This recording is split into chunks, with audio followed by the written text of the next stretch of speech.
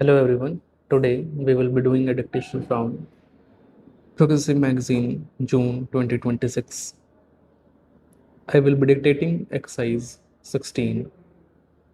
We will start the dictation in 10 seconds.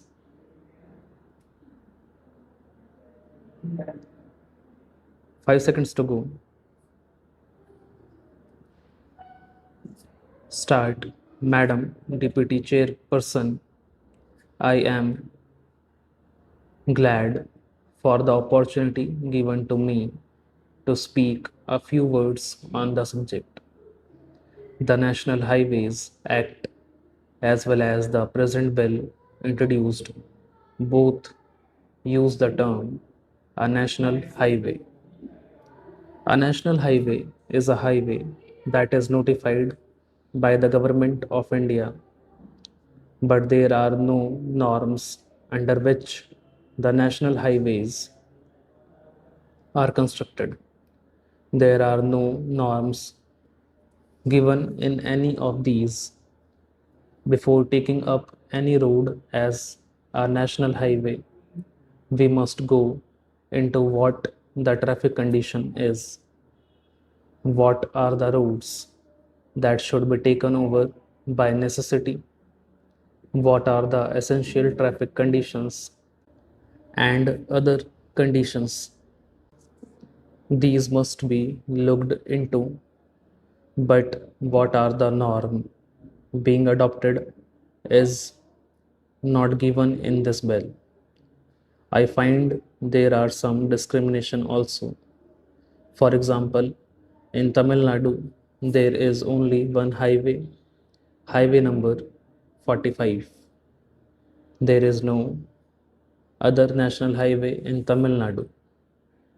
The problem is that the Tamil Nadu government has asked for so many roads to be taken over as national highways, particularly highways to Salem steel plant. It is the main road with very heavy traffic. In between there is Neyveli, a major lignite project.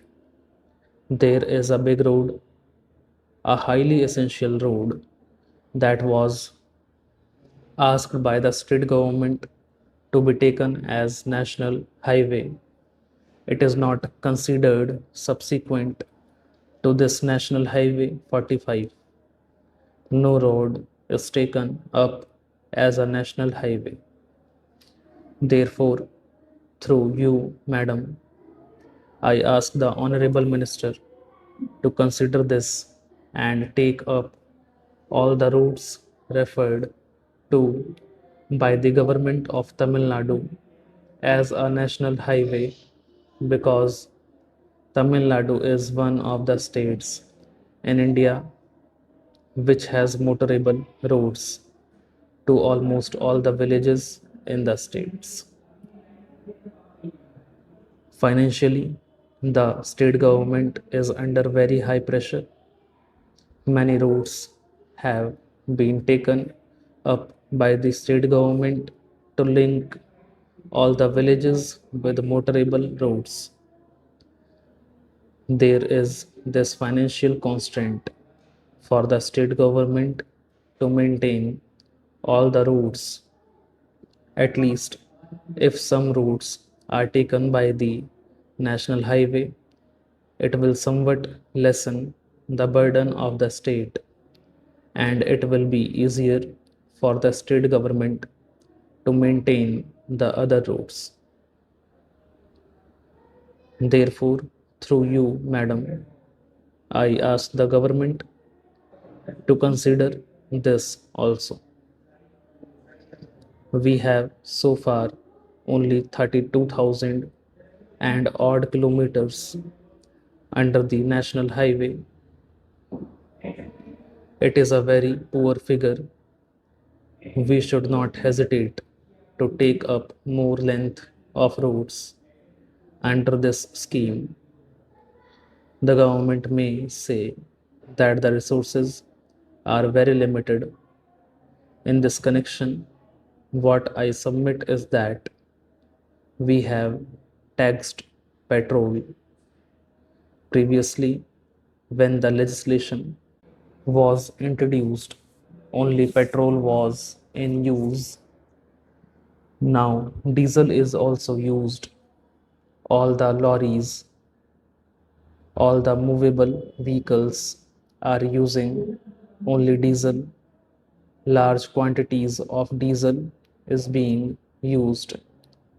You can tax diesel also for this purpose. There is no problem for the vehicle owners to pay this tax. There is no difficulty in it. All the automobiles are put to a very heavy loss if the roads are not maintained properly. By putting tax on diesel, you can have some more money, and if the roads are maintained properly, it will not only save the time, but it will also save the fuel consumption. Therefore, putting some more tax on diesel is not going to affect many. Therefore, that too may be taken up for consideration.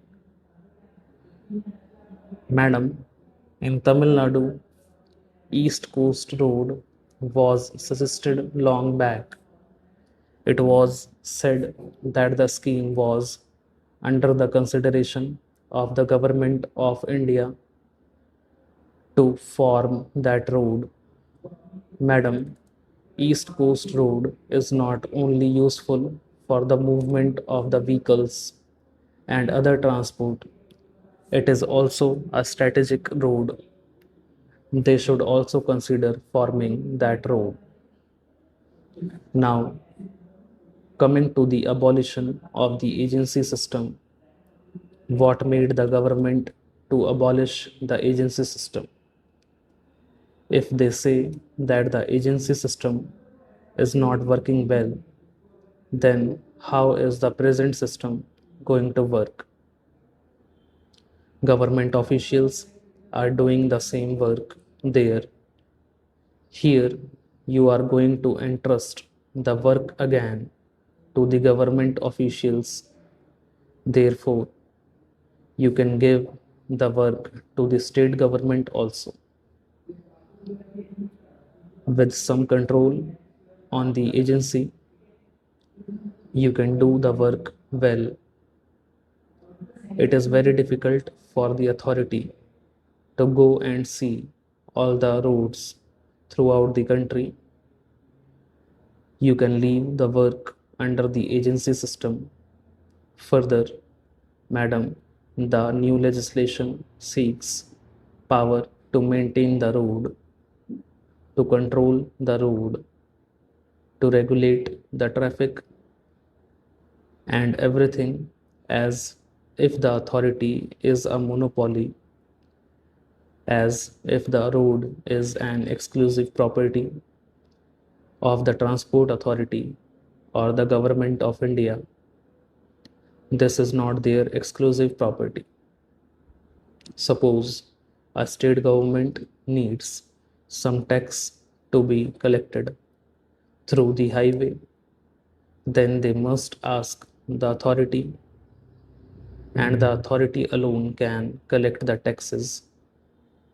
The state governments are treated as if they are not concerned with it. Stop. Also, if you like the dictation and want more dictations like this, then do press the subscribe button. Thank you.